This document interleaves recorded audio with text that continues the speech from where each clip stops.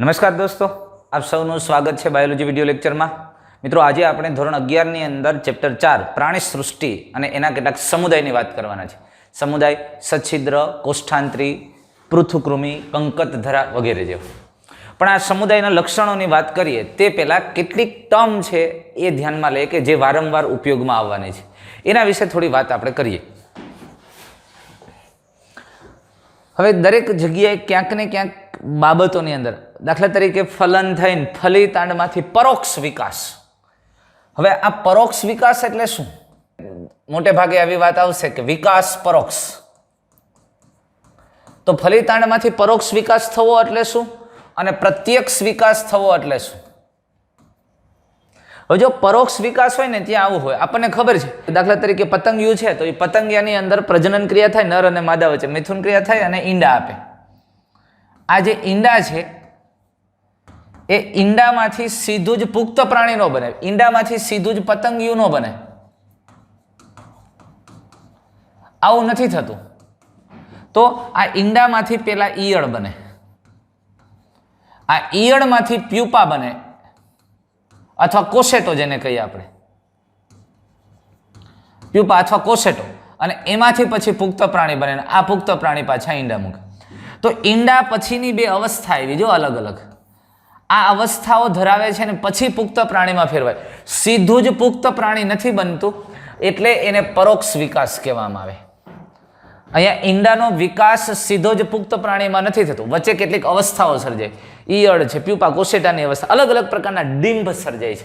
એ ડિંભના પણ પ્રકાર હોય, જુદા જુદા પ્રકારની ડિંભીય અવસ્થાઓ સર્જાય, ડિંભ સર્જાય છે. તો એવા વિકાસને પરોક્ષ કહેવાય. પણ ઈંડામાંથી સીધું જ પુખ્ત પ્રાણી જેવું અથવા સીધા જ પુખ્ત પ્રાણી જેવા જ બચ્ચાને જન્મ આપે છે, તો એ પ્રત્યક્ષ છે. સમજમાં આવી વાત? એટલે એક વિકાસ પરોક્ષ અને પ્રત્યક્ષ. પછી હવે સામાન્ય રીતે એની નેક્સ્ટ સંતતિ છે કયા સ્વરૂપે જન્મ આપે છે, ઈંડા સ્વરૂપે કે બચ્ચા સ્વરૂપે? તો એને આધારે એક શબ્દ દરેક જગ્યાએ આવો આવશે, અંડપ્રસવી, અને બીજું હશે અપત્ય પ્રસવી. જો એ સીધું જ બચ્ચાને જન્મ આપે તો અપત્ય પ્રસવી, ઈંડા આપે તો અંડપ્રસવી. અને ઘણી વખત આવો પણ શબ્દ તમને જોવા મળશે, અંડ અપત્ય પ્રસવી. એટલે એને ખરેખર એના પ્રજનન તંત્ર કે ગર્ભાશયમાંથી તો ઈંડા જ બહાર આવ્યા હોય, પણ એના શરીરમાં જેવું પાઉચ હોય, એવી કોથળી હોય, અને કોથળીમાં ઈંડામાંથી બચ્ચું બને, એટલે એને અંડ અપત્ય પ્રસવી કહેવાય. આમ એના સજીવના શરીરની બહાર બચ્ચા સ્વરૂપે આવે, પણ એના ગર્ભાશય અથવા તો પ્રજનન તંત્રમાંથી તો ઈંડું જ બહાર આવ્યું હોય, અને પછી એના શરીરમાં એવી પાઉચ જેવી રચના હોય, કોથળી જેવી રચના હોય, ઈંડા એમાં સંગ્રહાય ને એમાંથી બચ્ચું બહાર આવે, એટલે એને અંડ અપત્ય પ્રસવી કહેવામાં આવે છે. સમજમાં આવી વાત તમને? એટલે આ પ્રકારે ડિંભીય અવસ્થા છે તો પરોક્ષ વિકાસ છે, સીધું જ ઈંડામાંથી પુખ્ત પ્રાણી જેવું બચ્ચું બની જાય છે તો પ્રત્યક્ષ વિકાસ છે. પછી ઈંડા આપે છે તો અંડપ્રસવી છે, બચ્ચાને જન્મ આપે તો અપત્ય પ્રસવી છે.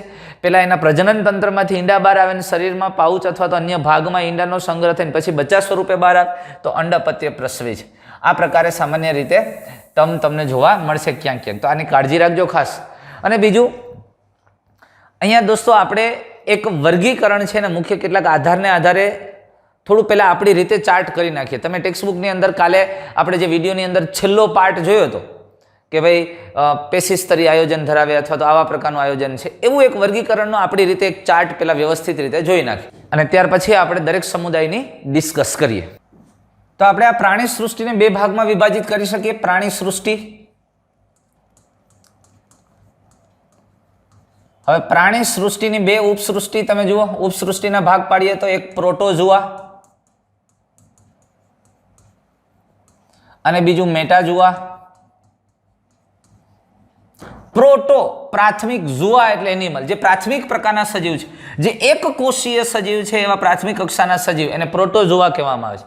અને આ પ્રોટોઝુઆની અંદર આપણે સામાન્ય રીતે સમુદાય તરીકે લઈએ સમુદાય પ્રજીવ.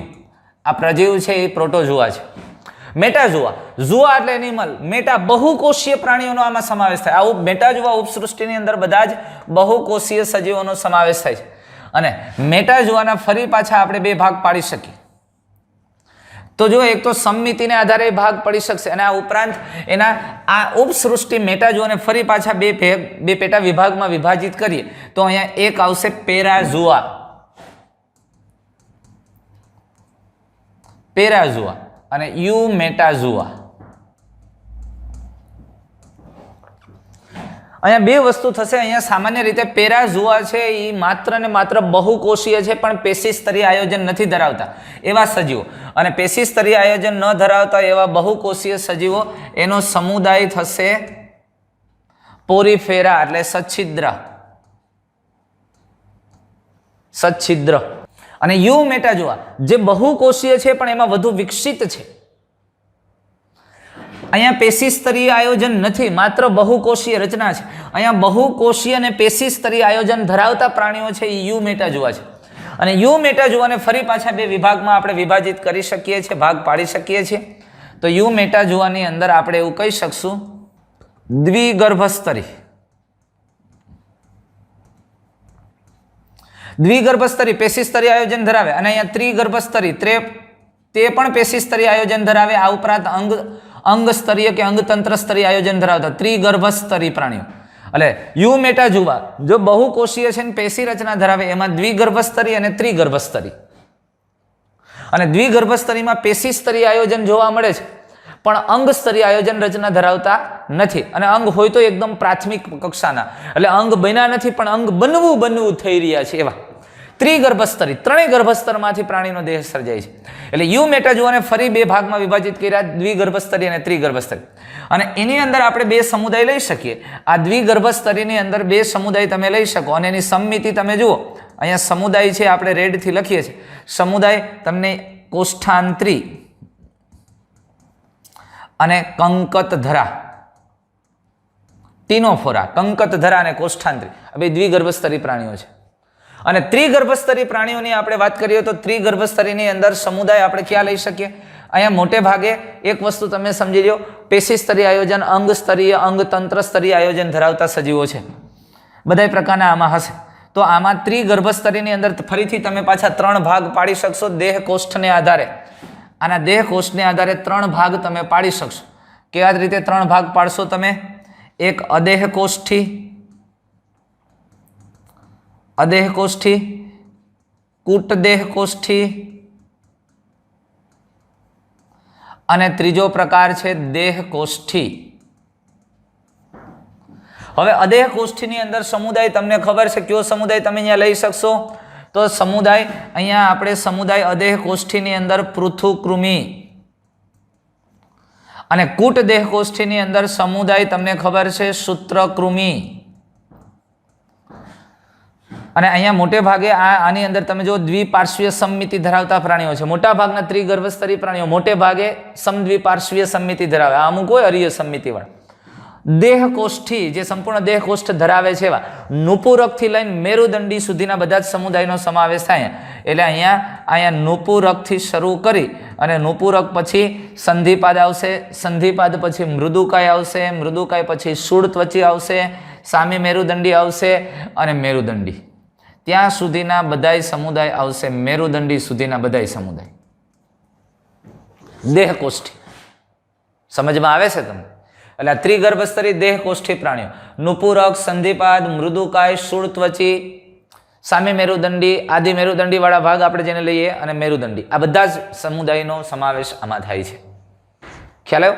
તો આ પ્રમાણે તમે એટલે તમને અહીંયા કેટલીક બાબતો સ્પષ્ટ થઈ જશે કે ભાઈ પ્રોટોઝોઆ પ્રાથમિક સજીવો છે, એક કોષીય છે, મેટાઝોઆ બહુકોષીય છે.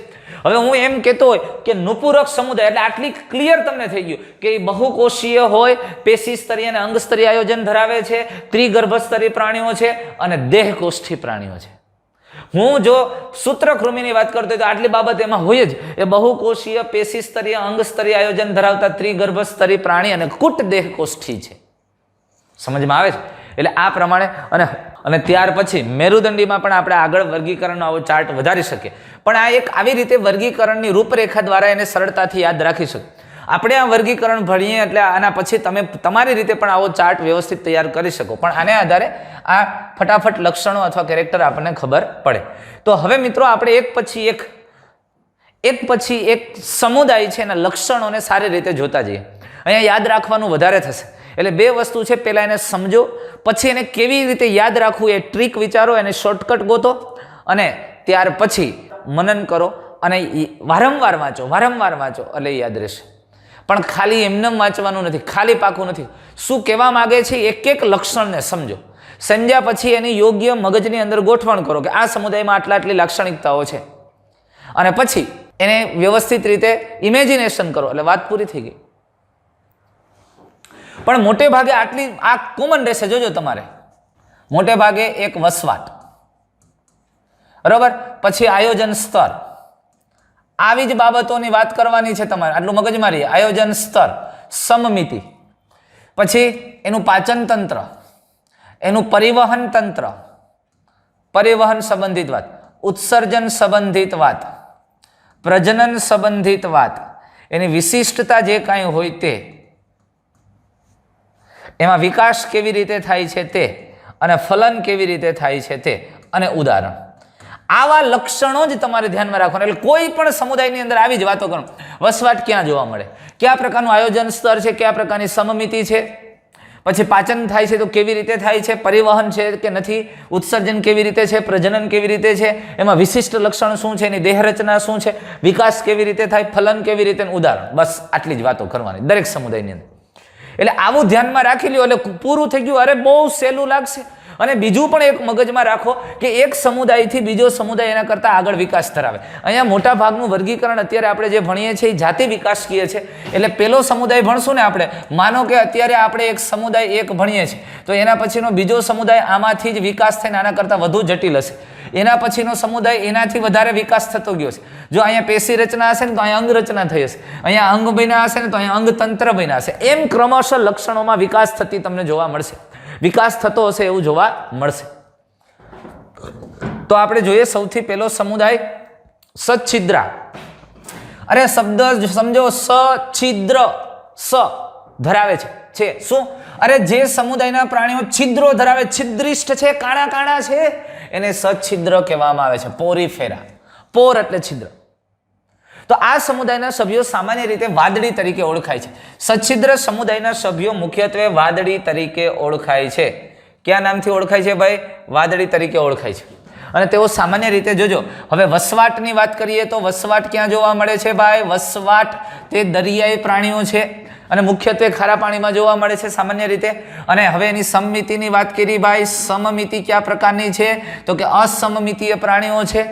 દેહ રચનાની વાત કરી. દેહ રચના કયા પ્રકારની છે દોસ્ત? તે આદિ બહુકોષીય, માત્ર કોષો ભેગા ભેગા થઈને વસવાટ કરે છે, કોષો સાથે સાથે રહે છે, બીજું કાંઈ નથી આમાં. અને કોષો પોતપોતાની રીતે સ્વતંત્ર છે, પેશી રચના નથી. આમ કોષો ભેગા રહીએ બધાય પણ પેશી રચના જોવા મળતી નથી. અને આ પ્રકારની દેહ રચના જોવા મળે. જુઓ,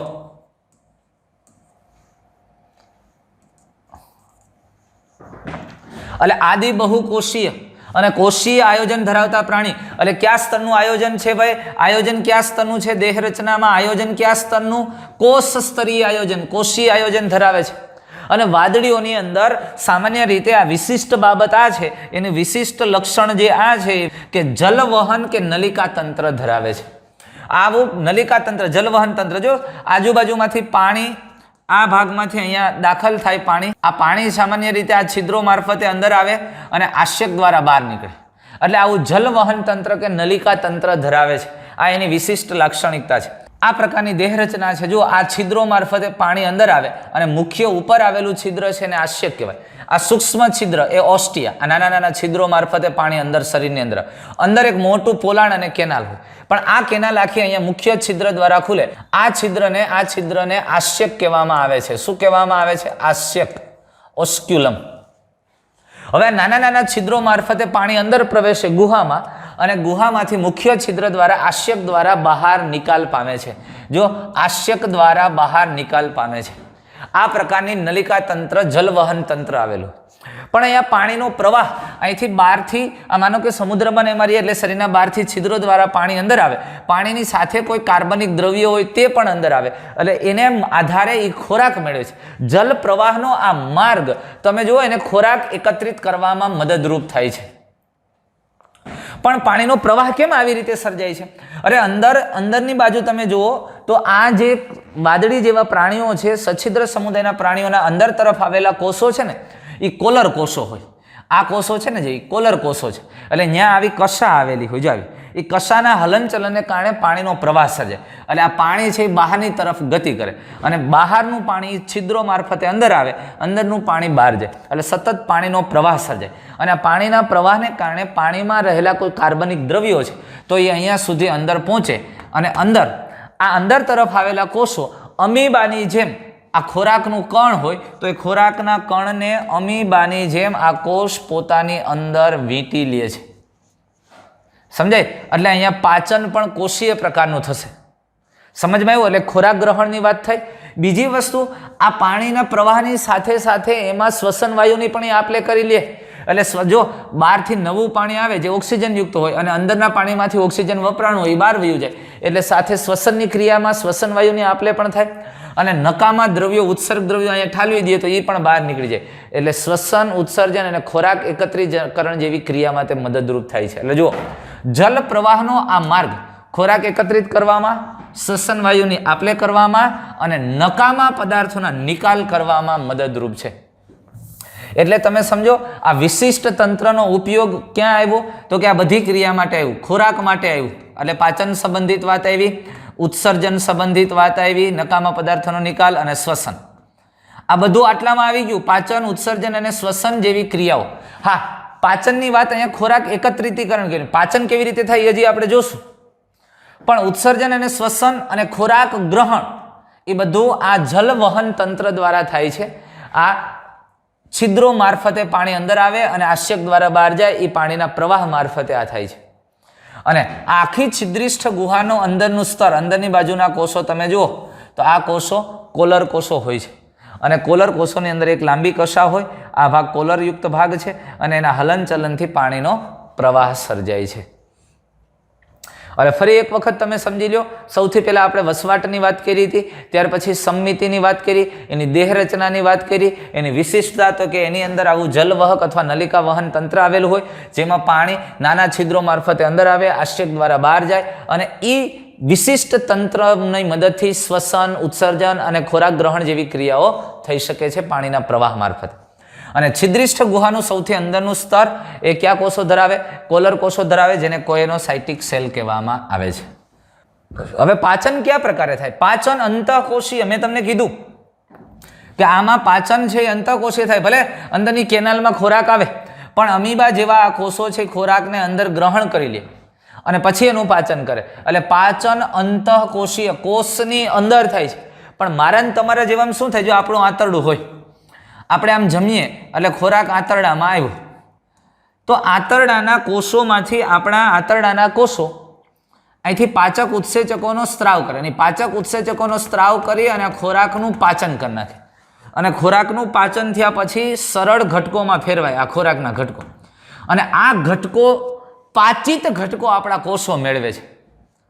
એટલે આપણા શરીરમાં બહિર્કોષીય પાચન થાય.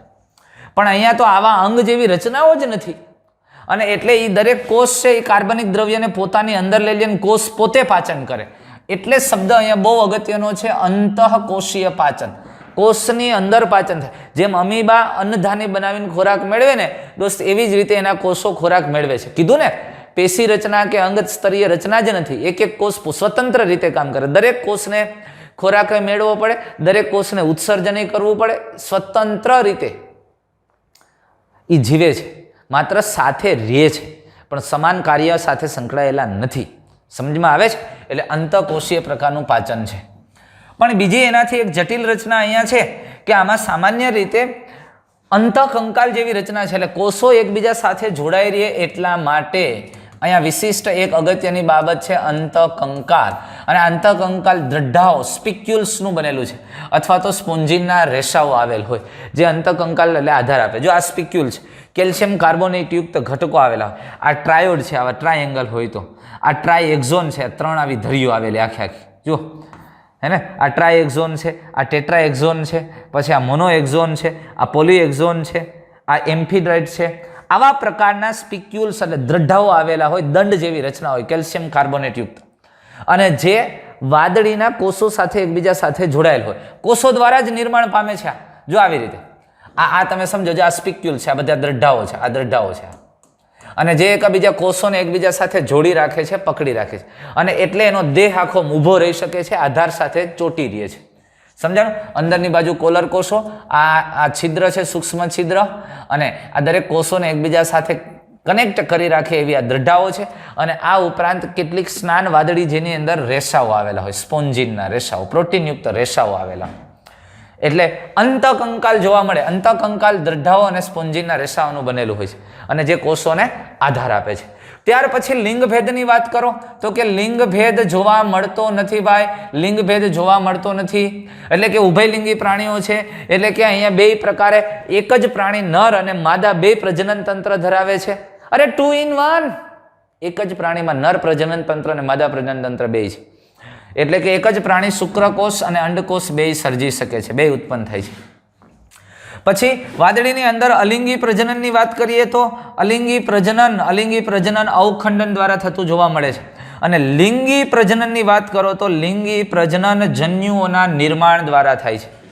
એટલે કે અહીંયા જન્યુઓ સર્જાય છે, નર જન્યુ અને માદા જન્યુ સર્જાય, એક જ પ્રાણી દ્વારા સર્જાય, પણ જન્યુઓ સર્જાય છે અને એનું ફલન થઈને ફલિતાંડ થાય છે.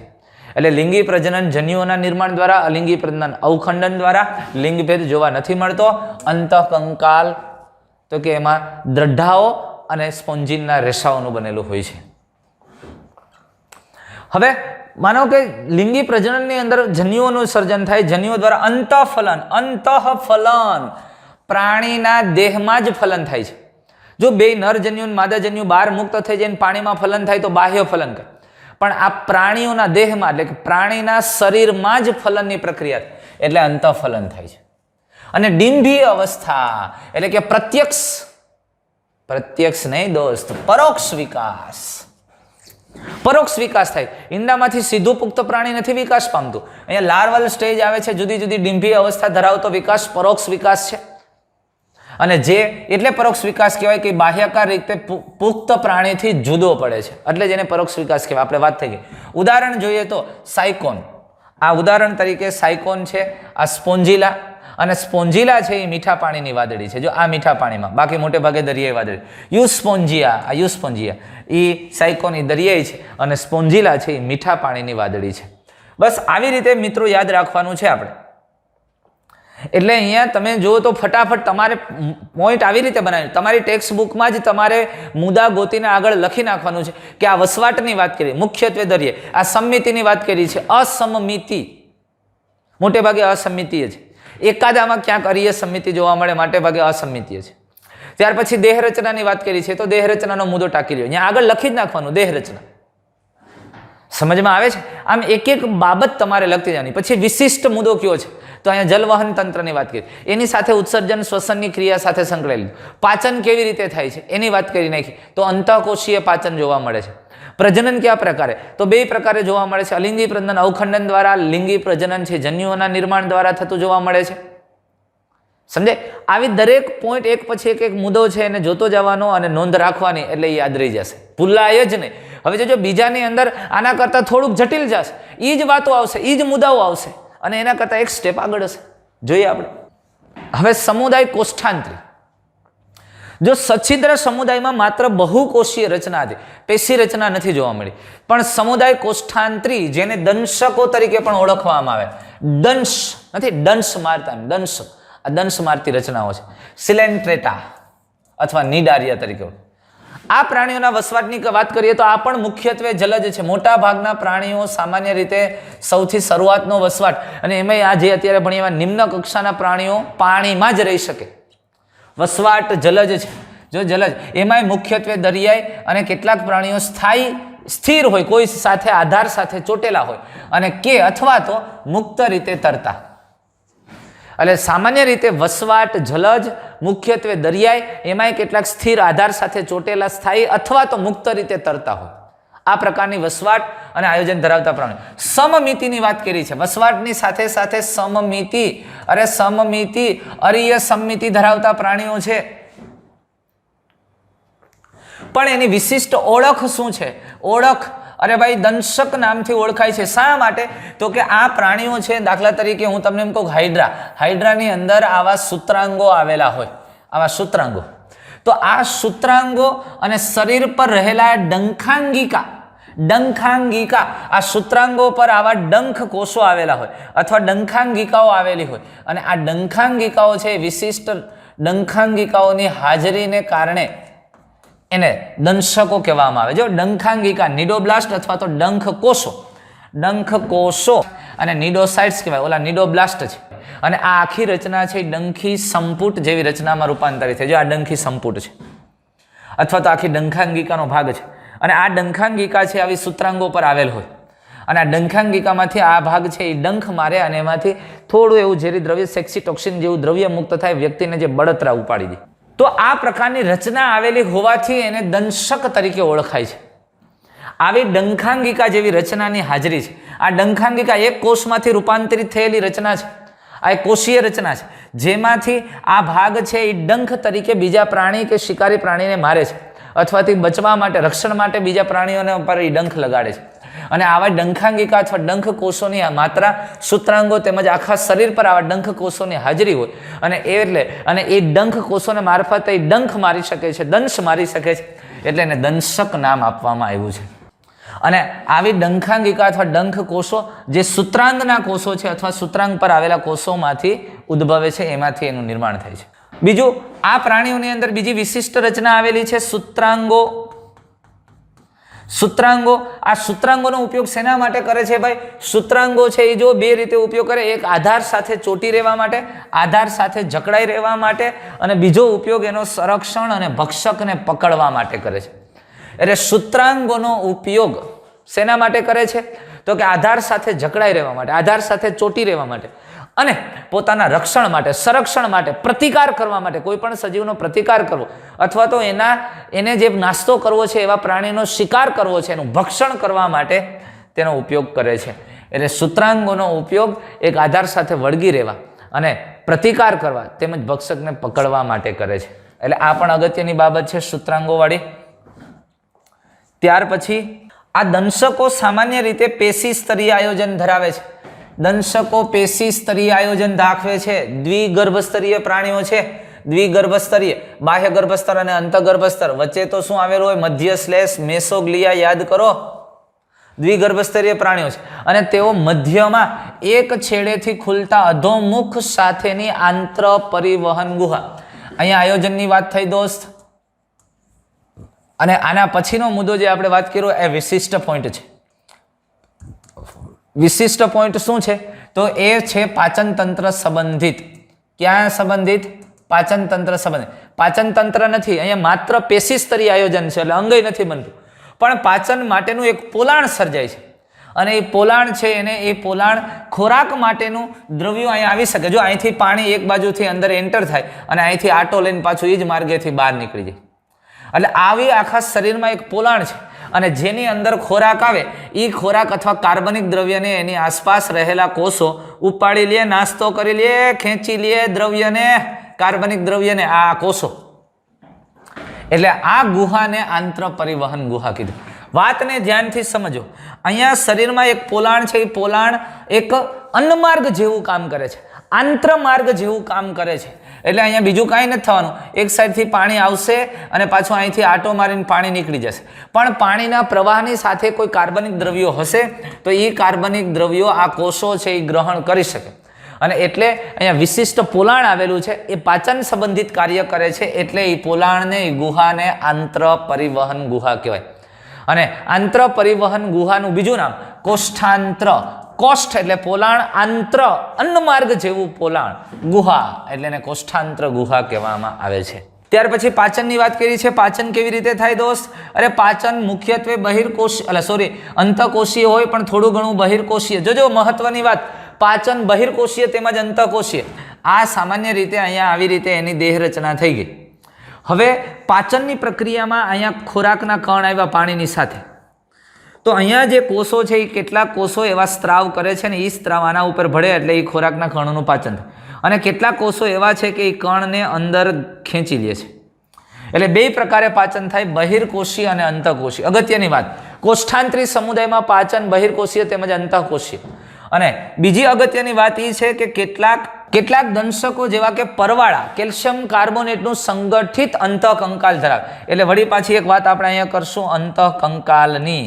સમજમાં આવ્યું? અને કેલ્શિયમ કાર્બોનેટ યુક્ત સંગઠિત અંતઃકંકાલો એની સાથે જોડે. જો આમાં મિક્સ જ હોય, ભેગું જ હોય, અંદર તરફ જ કાર્બનિક દ્રવ્ય આવેલો, કેલ્શિયમ કાર્બોનેટના ઘટકો આવેલા અને એક પથ્થર જેવી રચના છે. અરે આખા ટાપુ બને છે પરવાળાઓના, એક પછી એક જમા થતો જાય ને જે મૃત થતા જાય એ ત્યાં એમનેમ પડ્યું રહે અંતઃકંકાલ અને નવા સર્જાતા જાય. એમ બનતા બનતા બનતા બનતા પરવાળાનો આખો ટાપુ છે જે કેલ્શિયમ કાર્બોનેટ યુક્ત ઘટકો. આપણને એમ થાય કે આખા ખડકો છે. અને આપણે નરારાન પિરોટન ટાપુ જોઈએ તો અહીંયા ખૂબ જ જોવા મળે છે પરવાળો. એટલે અગત્યની વાત અહીંયા એ છે, આ મુદ્દા ફરી એક વખત કહી દઉં, કેવી રીતે યાદ રાખવા. તો જુઓ, પેલા પેશીસ્તરીય આયોજનની વાત કરી, ત્યાર પછી એની અંદર એક વિશિષ્ટ ગુહા એટલે કોષ્ઠાંત્ર ગુહા, પાચન તંત્ર સંબંધિત વાત કરી. પાચન બહિર્કોષીય અને અંતઃકોષીય છે. અને અંતઃકંકાલ, કેટલાક પરવાળાની અંદર અંતઃકંકાલ જોવા મળે, બધાયમાં નહીં, આ મગજમારીએ. અને આવા કોષ્ઠાંત્રી સમુદાયના પ્રાણીઓ ક્યાં છે જે અંતઃકંકાલ કેલ્શિયમ કાર્બોનેટ યુક્ત ધરાવે, સંગઠિત અંતઃકંકાલી પરવાળા. ત્યાર પછી આ દંશકોની જો આપણે વાત કરીએ તો એ પુષ્પક અને છત્રક આમ બે અવસ્થા ધરાવે છે. એટલે અહીંયા દંશકોની અવસ્થાઓની વાત કરી છે અને બે પ્રકારની અવસ્થા ધરાવે છે. એટલે અહીંયા દેહની રચનાની અંદર બે અવસ્થા જોવા મળે છે, એક પુષ્પક અવસ્થા અને બીજી છે છત્રક અવસ્થા.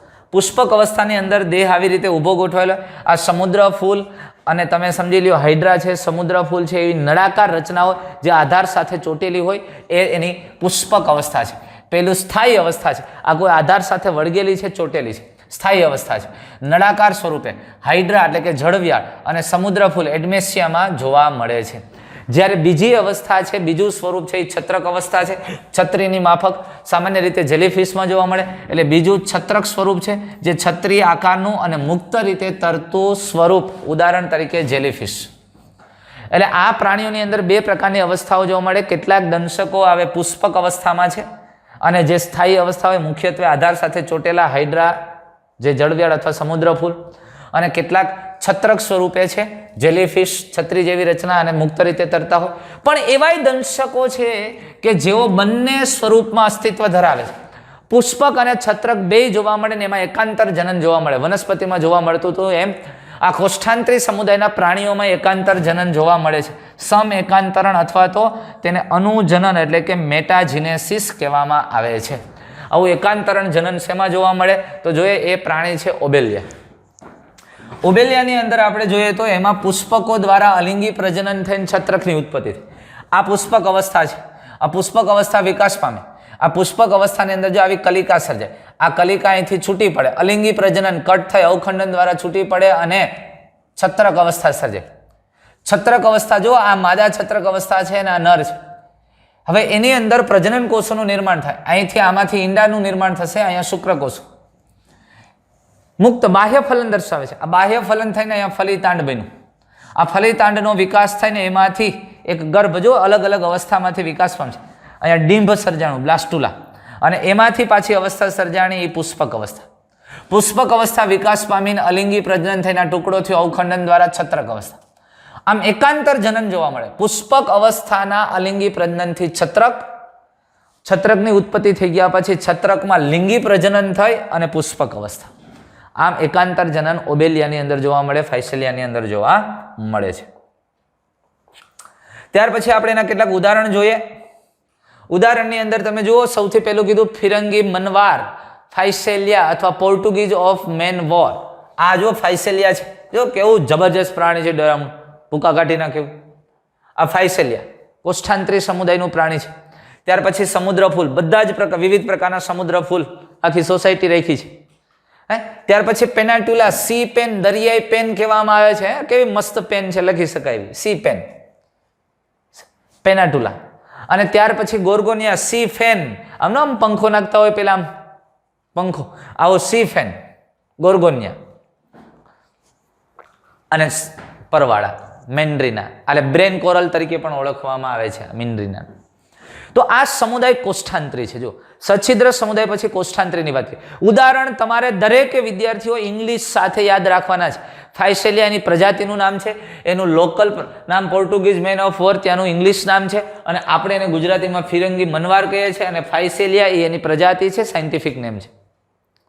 એવી જ રીતે સમુદ્ર ફૂલ છે, એને સામાન્ય રીતે એની પ્રજાતિ છે એડેમ્સિયા, અને એની સી એનિમોન એ એનું ઇંગ્લિશ નામ છે. અને આપણું ગુજરાતી નામ સમુદ્રફૂલ છે. પેનાટુલા, પેનાટુલાની પ્રજાતિ છે. અને સી પેન, દરિયાઈ પેન, એનું ગુજરાતી નામ, સી પેન એનું ઇંગ્લિશ નામ છે, પેનાટુલા એની પ્રજાતિ છે. સમજમાં આવે છે? આ બધા જ નામ યાદ રાખવાના છે, ઇંગ્લિશમાં, ગુજરાતીમાં, પ્રજાતિ બધાય. પણ હવે તમને ખ્યાલ આવ્યો ને, જો અહીંયા પેશી સ્તરીય આયોજન થયું એટલે આનો મતલબ એવો થયો કે સછિદ્રા કરતા એક સ્ટેપ આગળ વધ્યા. પેશી સ્તરીય આયોજન રચના જોવા મળી. અને અહીંયા ખોરાકના ગ્રહણ માટે એક પોલાણ બન્યું, આંતર પરિવહન ગુહાનું નિર્માણ થયું. એટલે આ થોડીક જટિલતા આવતી જાય છે. ક્રમશઃ વિકાસ થતો થતો મનુષ્ય સુધી પહોંચવું છે, હજી વાર લાગશે. અને ભગવાને છેલ્લું મોડલ બનાવ્યું, લેટેસ્ટ વર્ઝન, બસ પછી એને હાથ ઊંચા કરી દીધા. આ ભૂલ, હવે કે બીજું કંઈ ન કરે એ મનુષ્ય. હવે સમુદાય કંકત ધરા અથવા ટીનોફોરા, જો કંકત ધરા, કંકત દાંતીઓ, અરે દાંતિયા જેવી રચના છે. આ કંકતધારી પ્રાણીઓ સામાન્ય રીતે સમુદ્ર અખરોટ કે કંકત જેલી તરીકે ઓળખાય છે. જો સોપારી જેવું લાગે છે, સી વોલનટ, એટલે એને સમુદ્ર અખરોટ તરીકે ઓળખાય. પણ ઘણા પ્રાણીઓ છે એકદમ જેલી જેવા અને એમાંથી પ્રકાશ પોતાની રીતે પ્રસ્ફુરિત કરતા હોય, એટલે એને કંકત જેલી. પણ એની અંદર દાંતિયામાં જેમ દાંતા હોય એની જેમ એની અંદર આવા પક્ષમ જેવી રચનાઓ આવેલી હોય, એટલે એને કંકત જેલી અથવા તો કંકત ધરા તરીકે ઓળખાય છે. એટલે અહીંયા એની ઓળખની પહેલા વાત કરી નાખી, ત્યાર પછી એના વસવાટની વાત કરી. સંપૂર્ણપણે દરિયાઈ છે, આ ક્યાંય મીઠા પાણી નથી. ત્યાર પછી એની સમમિતિ, ગર્ભસ્તર વગેરેની વાત કરી છે. ભાઈ સમમિતિ અરીય છે, દ્વિગર્ભસ્તરીય પ્રાણીઓ છે. હા, કોષ્ઠાંતરી પણ દ્વિગર્ભસ્તરીય આપણે જોઈ ગયા. અને આયોજનની તમે વાત કરો તો આયોજન પેશી સ્તરીય આયોજન ધરાવતા પ્રાણીઓ છે, સજીવો છે. પણ અગત્યની અને વિશિષ્ટ વાત છે એના દેહ રચનાની અંદર, શરીર રચનાની અંદર, અને વિશિષ્ટ બાબત એ છે કે પક્ષમોની કંકત તકતીઓ આવેલી હોય છે. એટલે દેહ રચનામાં પક્ષમોની કંકત તકતીઓ, તમે જો આવું સોપારી જેવું શરીર છે, એમાં 8 આવા પટ્ટા હોય છે. એટલે જો આવા 1 2 3 4 5 6 7 અને 8 આવા પટ્ટાઓ છે. હવે આ જે પટ્ટાઓ છે એ આ કહેવાતી 8 બાહ્ય હરોળ, અહીંયા બાહ્ય હરોળમાં અહીંયા પક્ષમો આવેલા હોય એક સરખા. એટલે એ દાંતિયાના દાંતાની જેમ આવા પક્ષમો દેખાતા હોય એટલે એને કંકત ધરા અથવા કંકત જેલી કહેવામાં આવે છે. કોમ્બ પ્લેટ, 8 પ્લેટ આવેલી છે અને 8 હરોળ ઉપર પક્ષમોની રચનાઓ, પક્ષમો હરોળમાં ગોઠવાયેલા, જે તેના પ્રચલનમાં મદદરૂપ થાય છે. આ પ્રકારની રચના છે. બીજી એક વાત, હું સંમિતિની વાત કરું, આમ અરીય સંમિતિ છે, પણ ઘણી વખત અરીય પ્લસ દ્વિપાર્શ્વીય રચના કહેવામાં આવે. સમદ્વિપાર્શ્વીય શું કરવાને, એની અંદરથી નીકળતી જે કશા જેવી રચનાઓ છે એને આધારે એ સમદ્વિપાર્શ્વીય ભાગ છે. આમ બે જ છે ને, એટલે બે સરખા. પણ આમ જુઓ તો સરખા ભાગ કરી શકો છો અરીય રીતે, પણ આ માત્ર આ બે રચનાને કારણે આપણે એને સમદ્વિપાર્શ્વીય પણ કહી શકીએ છીએ. એટલે અરીય અથવા અને સમદ્વિપાર્શ્વીય સંમિતિ આવું ઘણી વખત ઉલ્લેખ કરેલો હોય તો મૂંઝાવું નહીં. પણ આપણી ટેક્સ્ટ બુકમાં મોટે ભાગે એને અરીય સંમિતિ કીધું છે, એટલે આપણે અરીયમાં જ લેવું. સમજમાં આવ્યું? એટલે પહેલા એની ઓળખની વાત કરી, પછી એના વસવાટ, સંમિતિ, આયોજન અને દેહ રચના. જોયું? ક્રમશઃ આગળ જતા જઈએ છીએ, બીજું કંઈ છે જ નહીં. કોષ્ઠાંતરી અને ટીનોફોરાની અંદર જાજો તફાવત નથી. હવે આ બહિર્કોષીય, જોજો, બહિર્કોષીય અને અંતઃકોષીય બંને પ્રકારે પાચન. અહીંયા પાચન સંબંધિત વાત કરી. પાચન કયા પ્રકારે, તો કે બહિર્કોષીય અને અંતઃકોષીય. એટલે કેટલાક અમીબાની જેમ અંદર દાખલ કરીએ છીએ અને કેટલુંક બહાર પણ પાચન થાય છે, એટલે બે પ્રકારનું પાચન. પણ બહુ મહત્વનો અને વિશિષ્ટ જો પોઈન્ટ હોય, ખૂબ જ અગત્યનો અને વિશિષ્ટતા ધરાવતો પોઈન્ટ હોય તો એ જૈવિક પ્રદીપ્યતા, બાયોલ્યુમિનેશન્સ. આ બાયોલ્યુમિનેશન્સ એટલે પોતે પોતાના કોષોમાંથી એવા પ્રકાશને પ્રસ્ફુરિત કરે છે અને એકદમ રંગીન દેખાય, રંગબેરંગી દેખાય. પ્રસ્ફુરિત, પ્રકાશને પ્રસ્ફુરિત કરવાની ક્ષમતા છે એના કોષોમાંથી. એટલે સજીવનો પ્રકાશિત ગુણધર્મ એક ખૂબ જ નોંધનીય લક્ષણ છે. આ સમુદાયનું નોંધનીય લક્ષણ છે જૈવિક પ્રદીપ્યતા. એના કોષોમાં એવા વિશિષ્ટ પ્રકારના પ્રોટીન છે કે જે પ્રોટીન પોતે પ્રસ્ફુરિત થાય છે, પ્રકાશને પ્રસ્ફુરિત કરે છે. આવી રચના એની અંદર જોવા મળે છે. જોવા પ્રકાશને પ્રસ્ફુરિત કરે, રંગબેરંગી દેખાય છે. અને તેઓમાં લિંગભેદ નથી દોસ્ત. અહીંયા બહુ અગત્યની વાત કરી છે. જોજો, હવે લિંગ સંબંધિત વાતો છે. લિંગભેદ નથી, પણ ફક્ત લિંગી પ્રજનન જ કરે છે. એટલે આ લિંગભેદ નથી એટલે ઉભયલિંગી હશે પ્રાણીઓ, સમાન રચના છે. અને માત્ર લિંગી પ્રજનન કરતા પ્રાણીઓ છે, અલિંગી પ્રજનન થતું નથી. ફલન કયા પ્રકારે થતું જોવા મળે છે દોસ્ત? અગત્યની વાત છે. ફલન બાહ્ય ફલન દર્શાવે છે. અને વિકાસ કેવો છે? ફલન અને વિકાસ મોટે ભાગે ભેગો આપ્યો છે. વિકાસ પરોક્ષ છે, એટલે કે વિવિધ પ્રકારના ડિંબ સર્જાય છે, ડિંભી અવસ્થામાંથી પસાર થાય છે. અને ઉદાહરણ તમે જુઓ તો પ્લુરોબ્રેકિયા, આ પ્લુરોબ્રેકિયા છે, જુઓ છે ને પ્રકાશ પરસ્ફુરિત કરતું પ્રાણી. સમુદ્રની અંદર પાણીમાં રાત્રે આવું દેખાય આપણને, જાતે પ્રકાશિત થતું દેખાય, અલગ અલગ રંગબેરંગી. અને આ છે ટીનોફ્લેના. તમે જુઓ આ પ્રકારે દાંતા જુઓ દેખાય સ્પષ્ટ રીતે, આવી 8 હરોળ હોય પક્ષમાં જેવી રચના, આમાં 8 હરોળ છે અને પોતાની રીતે પ્રસ્ફુરિત થાય, જેલી જેવું છે. કંકત જેલી એટલે કહેવામાં આવે, જેલી જેવું છે. સમજમાં આવ્યું? એટલે પ્લુરોબ્રેકિયા અને ટીનોપ્લેના એ આ સમુદાયના ઉદાહરણ છે અને આ પ્રકારે પ્રાણીઓ આમાં જોવા મળતા હોય છે. એટલે ધ્યાનમાં આવ્યું. અને યાદ રાખવા માટેની સરળતાઓ ફરી એક વખત કહું છું. વસવાટ, સમમિતિ, આયોજન, પાચન કેવી રીતે છે, વિશિષ્ટ લક્ષણ શું છે, લિંગ ભેદ છે કે નથી, પ્રજનન કયા પ્રકારે છે, વિકાસ અને ફલન, બસ અને ઉદાહરણ. આટલી જ વાતો છે દરેકની અંદર. પણ આની આ વસ્તુને રિપીટ કર્યા કરો, આની આ વસ્તુને રિપીટ કર્યા કરો. અને ત્યાર પછી સમુદાય પૃથુકૃમિ.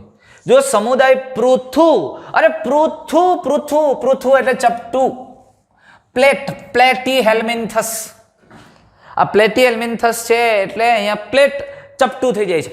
પૃષ્ઠ વક્ષ બાજુએથી ચપટું. બેન ભીહી દો તમે, દબાવી દીધું હોય ને ચૂંદો કાઢી નાખ્યો ને કેવું આમ, અરે ઓલા ફાફડા ગાંઠિયા કેમ કરે ભીહીને, બસ એવું ચપટું. પ્લેટી હેલ્મિન્થસ. પૃષ્ઠ વક્ષ ચપટો દેહ ધરાવે છે. પૃષ્ઠ વક્ષ બાજુથી ચપટો દેહ ધરાવે છે એટલે એને ચપટાકૃમિ કહેવામાં આવે છે. ચપટાકૃમિ, ઓળખની વાત કરી. શું કરવાને ચપટાકૃમિ કહેવાય? પૃષ્ઠ વક્ષેથી એનો દેહ એકદમ ચપટો હોય એટલે. તે સામાન્ય રીતે ક્યાં જોવા મળે છે? વસવાટની જ વાત કરી છે અહીંયા. અને કયા પ્રકારે? મુખ્યત્વે મનુષ્ય સહિત અન્ય પ્રાણીઓમાં જોવા મળતા અંતઃપરોપજીવી છે. મોટે ભાગે અન્ય પ્રાણીઓના દેહમાં વસે છે, અંતઃપરોપજીવી છે. અને આ ચપટાકૃમિઓ સમમિતિ કેવી ધરાવે છે? દ્વિપાર્શ્વીય સમમિતિ છે. હવે બધી વાત સાથે કરી દીધી છે. સમમિતિની વાત કરી દો, આયોજનની વાત કરી દો, ગર્ભસ્તરની વાત કરી દો. જો દ્વિપાર્શ્વીય સમમિતિ ધરાવતા પ્રાણીઓ છે, ત્રિગર્ભસ્તરીય પ્રાણીઓ છે. અહીંથી આગળ બધા ત્રિગર્ભસ્તરી. સૌથી પહેલા ત્રિગર્ભસ્તરી પૃથુકૃમિ અને પેલા બે દ્વિગર્ભસ્તરી હતા. ત્રિગર્ભસ્તરી છે. અદેહ કોષ્ઠી, અરે ત્રણેય ગર્ભસ્તર છે પણ મધ્ય ગર્ભસ્તર બે ઉપપળમાં વિભાજિત થતું નથી. અદેહ કોષ્ઠી છે. અને અંગસ્તરીય આયોજન ધરાવતા પ્રાણીઓ. આયોજન કયા સ્તરનું છે? અંગસ્તરીય. જોયું? અને આ પ્રાણીઓ સામાન્ય રીતે પરોપજીવી તરીકે જીવે છે. અને પરોપજીવી તરીકે મનુષ્યના આંતરડામાં એમાં વસવાટ કરતા હોય તો આંતરડામાં પડ્યા રહીએ, ત્યાંથી નીકળી ન જાય. નહીતર તો મળદ્વાર મારફતે મળની આરે અપાચ્ય ખોરાકની સાથે બહાર નીકળી જાય ને, પણ આ નથી નીકળતા, ચોંટ્યા રહીએ. કેમ કે તેમની અંદર જો બહુ મહત્વની વસ્તુ પરોપજીવી સ્વરૂપોમાં, આમાં જે પ્રાણીઓ બધા જ પરોપજીવી છે એવું નહીં કહી શકીએ, મોટા ભાગના પરોપજીવી છે, પણ પરોપજીવી સ્વરૂપો છે એ શરીરમાં ટકી રહેવા માટે અંકુશો અને ચૂસકો ધરાવે છે.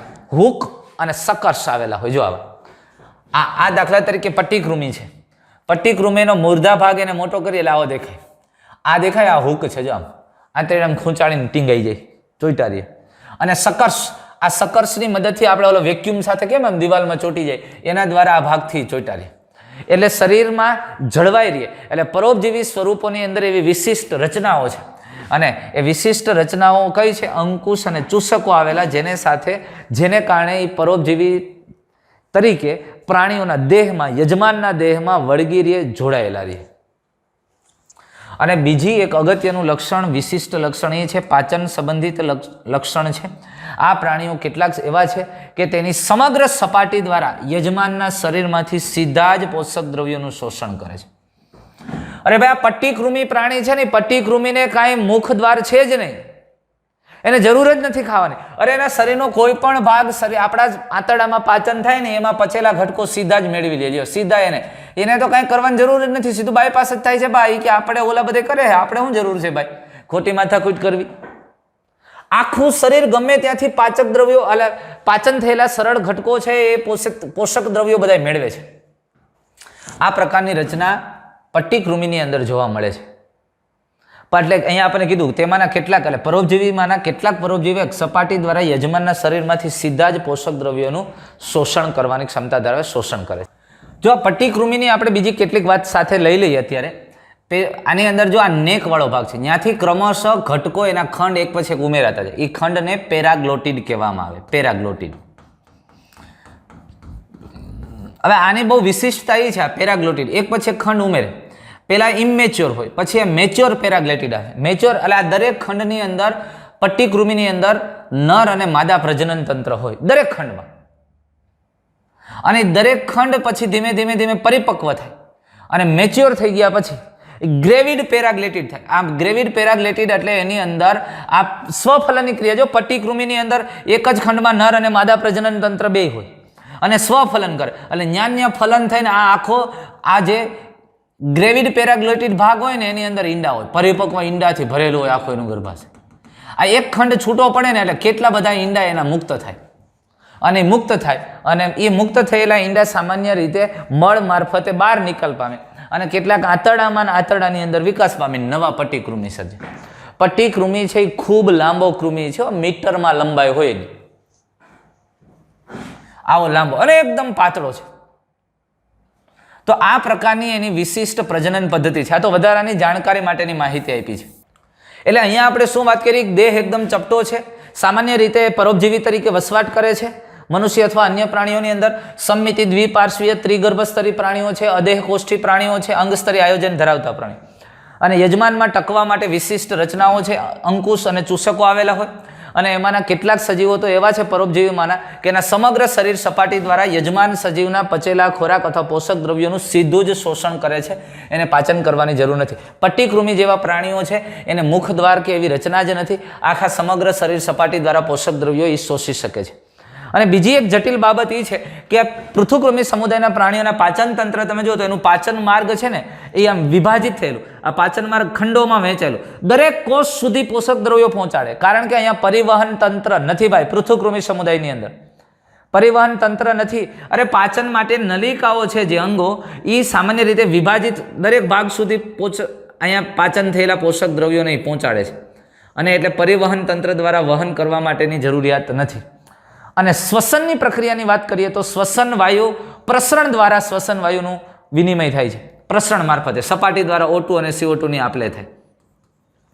પણ ઘણા બધા અંતઃપરોપજીવી પૃથુકૃમિ સમુદાયના પ્રાણીઓ અજારક શ્વસન પણ કરે છે, અજારક શ્વસન કરવાની ક્ષમતા ધરાવે છે ઘણા પૃથુકૃમિ જે અંતઃપરોપજીવી તરીકે જીવે. ત્યાર પછી જ્યોતકોષો કહેવાતા વિશિષ્ટકરણ પામેલા કોષો આશ્રુતિ નિયમનની પ્રક્રિયામાં આશ્રુતિ નિયમન અને ઉત્સર્જનની વાત કરી છે. જોજો ઉત્સર્જન, હવે ઉત્સર્જન દ્વારા એના શરીર છે એ શરીરના પાણીના પ્રવાહની જાળવણી થાય. આશ્રુતિ નિયમન એટલે એના દેહની અંદર પાણીની માત્રાની જાળવણી કરવી આશ્રુતિની પ્રક્રિયા દ્વારા. વધારે આગળ ભણશું પછી આપણે. પણ આશ્રુતિ નિયમન ઓસ્મો રેગ્યુલેશન એટલે કે એના દેહની અંદર એનું શરીરનું જે પ્રવાહી છે, દેહ જળ છે, એની માત્રાનું નિયમન કરવું, એની સાંદ્રતા અને એના પ્રમાણની જાળવણીની પ્રક્રિયા એને આશ્રુતિ નિયમન એ જ્યોતકોષો દ્વારા થાય. નકામા દ્રવ્યો છે એ ઉત્સર્ગ દ્રવ્યોનો નિકાલ જ્યોતકોષો દ્વારા. જો આખા શરીરમાં આવા જ્યોતકોષો પથરાયેલા, આ એક જ્યોતકોષને આપણે મોટો કરીએ એટલે આ પ્રકારનો કોષ હોય, અહીંયા પ્રવાહી ગળાય, નકામું દ્રવ્ય છે અહીંયા આવી જાય, પ્રવાહી અને નકામા દ્રવ્ય અહીંયા આવી જાય, એ ગળાઈના નલિકા મારફતે જાય, અને આ નલિકાઓ છે એ નલિકાઓ આ નાના નાના છિદ્રો મારફતે શરીરની બહાર ખુલે અને એના દ્વારા એના ઉત્સર્ગ દ્રવ્યોનો નિકાલ થાય, જેને એક્સક્રેટરી પોર કહેવામાં આવે, ઉત્સર્ગ છિદ્રો. એટલે ઉત્સર્જન જ્યોતકોષો કહેવાતા વિશિષ્ટકરણ પામેલા કોષો મારફતે, અને જે કોષો આશ્રુતિ નિયમન એટલે પોતાના દેહ જળના એટલે કે શરીરના પ્રવાહીનું નિયમન અને ઉત્સર્જનમાં મદદરૂપ થાય છે. કોણ? જ્યોત. અને લિંગ ભેદની આપણે વાત કરીએ તો અહીંયા લિંગની વાત કરીએ તો લિંગ ભેદ નથી, એટલે કે આ ઉભયલિંગી પ્રાણીઓ છે, 2 in 1 નર અને માદા બે એકમાં છે. જો આપણે સામાન્ય રીતે વાદળી, ત્યાર પછી ટીનોફોરા, કોષ્ઠાંત્રી અને આ મોટા ભાગે ઉભયલિંગી જોવા મળ્યા. પણ કોષ્ઠાંત્રીની અંદર છત્રક અવસ્થામાં આપણે જોઈ ગયા કે એમાં એક લિંગી હતા, એટલે અહીંયા ઉભયલિંગી અથવા એક લિંગી હતા કોષ્ઠાંત્રીની અંદર. પણ ત્યાર પછી કંકતધરાની અંદર ઉભયલિંગી, ફરી પાછું આપણે અત્યારે પૃથુકૃમિની અંદર ઉભયલિંગી. આ નિમ્ન કક્ષાના પ્રાણીઓમાં સ્પષ્ટ લિંગભેદ નથી, મોટે ભાગે ઉભયલિંગી પ્રાણીઓ છે. પણ ફલનની તમે વાત કરો તો પૃથુકૃમિ પ્રાણીઓમાં અંતઃફલન જોવા મળે છે, અને એનો વિકાસ પરોક્ષ છે, ડિંભીય અવસ્થાઓમાં વિકાસ થતો જોવા મળે છે. એટલે ઘણી બધી ડિંભીય અવસ્થાઓ સાથે એકમાંથી બીજું, બીજામાંથી ત્રીજું. પણ એક અગત્યની ક્ષમતા છે, વિશિષ્ટ લક્ષણ છે, એ લક્ષણ છે પુનઃસર્જન ક્ષમતા. પ્લેનેરિયા જેવા પ્રાણીઓની અંદર પુનઃસર્જન ક્ષમતા જોવા મળે છે. આ પ્લેનેરિયા જેવા પ્રાણી હોય અને માનો કે આ પ્લેનેરિયાના આપણે આમ ટુકડા કરી નાખીએ, આના આટલા ટુકડા કર્યા તો દરેક ટુકડો ખૂટતો ભાગ વિકસાવી લે. માનો કે આ ઉપરનો ટુકડો છે તો એ અહીંથી આટલો ભાગ ઘટતો હતો તો એ બનાવી લે છે. માનો કે આ વચ્ચેનો ટુકડો છે અથવા તો અંતિમ ટુકડો છે અને અંતિમ ટુકડો છે તો ઉપરનો જે ભાગ ખૂટતો હતો એ બનાવી લે છે. એટલે દરેક ટુકડો છે એ નવો ભાગ બનાવવાની ક્ષમતા ધરાવે, સમગ્ર દેહનું સર્જન કરે, પુનઃ સર્જન ક્ષમતા ધરાવે છે, રીજનરેશન પાવર, આ એની વિશિષ્ટ લાક્ષણિકતા છે. અને ઉદાહરણ તરીકે પટ્ટીકૃમિ, ઉદાહરણની અંદર પટ્ટીકૃમિ અથવા તો ટેનિયા એની પ્રજાતિ આ પટ્ટીકૃમિ છે. જો આવું આવડું લાંબુ આપણા આંતરડામાં પડ્યા હોય છે. અને યકૃત કૃમિ, જે યકૃતની અંદર આ કૃમિ દાખલ થઈ આંતરડામાંથી પ્રવેશે અને આંતરડામાંથી ફરતા ફરતા રુધિર વાહિનીમાં ઘૂસી જાય, રુધિરમાંથી ફરતા ફરતા ફરતા યકૃતમાં વહી જાય. યકૃતમાં જાય એટલે એને એમ થાય કે હવે આપણું ઘરનું ઘર આવ્યું, અને એને લઈને સામાન્ય રીતે ઘણા પ્રકારની બીમારી સર્જાય. અને આ યકૃત કૃમિ જેવા પ્રાણીઓ મુખ્યત્વે ગાડર, બકરા આવા પ્રાણીઓના લીવરમાં ને એમાં પણ વધારે હોય છે. અને એટલે ઘણી વખત એના મારફતે આ માંસાહારી લોકોને એના મારફતે પણ શરીરમાં આવા કૃમિઓ છે દાખલ થતા હોય છે. અને આ પ્રકારના કૃમિના રોગો આવા લોકોને થતા હોય. એટલે પટ્ટીકૃમિ અને યકૃત કૃમિ એ બે ઉદાહરણ છે પૃથુકૃમિ સમુદાયના. પટ્ટી ટેપ જેવું છે, એટલે ટેપ ફોર્મ કહેવામાં આવે જો, અને ખૂબ જ લાંબો હોય અને એકદમ ચપટો છે. આ જે ભાગ છે એ નેકનો, અને આવા ખંડ ઉમેરાતા જાય, આ પેરાગ્લોટિડ છે. અને દરેક ખંડની અંદર નર અને માદા પ્રજનન તંત્ર બે હોય. અને ત્યાં અને પાછું પટ્ટીકૃમિ એવું છે કે સ્વફલનદર છે, ઉભયલિંગી પ્રાણી છે ને સ્વફલન. એટલે સામાન્ય રીતે બધા જ સ્વફલન નથી કરતા, પરફલન કરતા હોય. ભલે નર અને માદા પ્રજનન તંત્ર એકમાં જ આવેલું, એના અંડકોષનું તેના જ શુક્રકોષ વડે ફલન ન થતું હોય, પણ પટ્ટીકૃમિને એવા પૃથુકૃમિ સમુદાયના ઘણા પ્રાણીઓ એવા છે કે જેમાં સ્વફલન થાય, તેના જ અંડકોષનું પોતાના જ શુક્રકોષો દ્વારા ફલન થતું હોય. એટલે આ સ્વફલન દર્શાવતું પ્રાણી છે. સમજમાં આવ્યું? આ પ્રકારે આપણે વર્ગીકરણ યાદ રાખવાના. એટલે મિત્રો આને વારંવાર જોવાના છે, વાંચવાના છે, 2-3 વખત વાંચો, વિચારો અને મોઢે લખો. પણ મેં તમને કીધું એમ દરેક લક્ષણને હેડિંગ આપી દો. આ વસવાટની વાત કરી છે, આ વિશિષ્ટ લક્ષણ છે, આ પાચન સંબંધિત છે, આ ફલનનો વાત ટોપિક છે, આ લિંગનો ટોપિક છે, જે કાંઈ છે દરેક લક્ષણને એક શબ્દ આપીને જોઈ લો. અને પછી દરેક ખાલી એટલું જ કરો, સમુદાય અને આટલા લક્ષણ, સમુદાય આ લક્ષણ, એટલે તમને ઓટોમેટિક પ્રાણીઓને સમજશો. આ પ્રાણીઓને તમે મગજમાં બેસાડી દેશો એટલે એના લક્ષણો તમને આવડશે જ, ખબર જ હશે. અને બધાની કમ્પેરિઝન કરતી જવાની છે. 4 સમુદાય છે તો 4 સમુદાયમાં કમ્પેરિઝન કરો એટલે તમને ખબર પડી જશે કેટલામાં બાહ્ય લિંગભેદ જોવા મળે છે ને કેટલામાં નથી, કેટલા ઉભયલિંગી છે ને કેટલા નથી. સમજાય છે વસ્તુ? અને મોટે ભાગે લિંગભેદ જોવા નથી મળતો, ત્યાં સામાન્ય રીતે શરૂઆતમાં ઉભયલિંગી હોય છે. હા, પણ એવું ન સમજી લઉં દરેક માટે આ વાક્ય નથી કે જ્યાં લિંગભેદ જોવા મળતો નથી તે ઉભયલિંગી જ હોય. મોટે ભાગે ઉભયલિંગી હોય, પણ ઉભયલિંગી જ હોય એવું ન કહેવું. ઘણી વખત નર અને માદા પ્રાણી દેખાવમાં સમાન હોય, બે જુદા જુદા હોય છતાંય સમાન હોય. એટલે ત્યાં આપણે એવું કહી શકીએ કે બહારથી લિંગભેદ જોવા મળતો નથી, પણ એક લિંગી પ્રાણી છે. પણ મોટા ભાગનામાં લિંગભેદ જોવા નહીં મળતો હોય તે ઉભયલિંગી પ્રાણી હોય. તો દોસ્તો અહીંયા આપણે 4 સમુદાયની વાત કરી, એના દરેક લક્ષણો જોયા, ઉદાહરણ સાથે આપણે યાદ રાખશું. ઇંગ્લિશ નામ, ઉદાહરણ અને ગુજરાતી નામ બધું યાદ રાખશું આપણે. એટલે ઉદાહરણ સાથે દરેક લક્ષણોને યાદ રાખશું, જેમાં ઇંગ્લિશ નામ છે, ગુજરાતી નામ છે અને પ્રજાતિનું નામ છે, બધું આપણે યાદ રાખશું. ફરી મિત્રો નેક્સ્ટ વિડીયોની અંદર આપણે આવા જ કંઈક સમુદાય સાથે અને આના કરતાં વધુ જટિલતા કેમ થતી જોવા મળે છે એની વાત આપણે નેક્સ્ટ વિડીયોની અંદર કેટલાક સમુદાય સાથે, સમુદાય સૂત્રકૃમિ, નુપૂરક, સંધિપાદ વગેરે વિશે વાત કરીશું. થેન્ક યુ દોસ્તો.